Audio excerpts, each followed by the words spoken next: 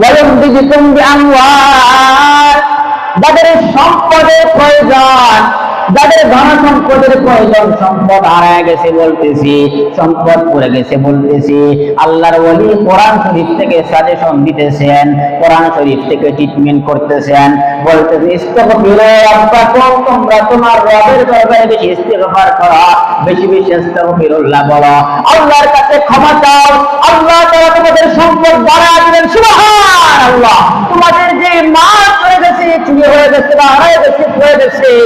বেশি বেশি ইস্তিগফার করো, ওয়ায়ুমদিদুকুম বিআমওয়াল, তোমাদের মালের মধ্যে আল্লাহ তাআলা বরকত দিয়ে পরিপূর্ণ করে দিবেন। ওয়া বানিনা, তোমাদের সম্পদ, তোমাদের সন্তানাদি, তোমাদের সন্তান হয় না, সন্তানের জন্য ওর কাছে চাও, মাজারে যাওয়ার প্রয়োজন নাই, বাবার কাছে যাওয়ার প্রয়োজন নাই, তাবিজের প্রয়োজন নাই, একমাত্র আমার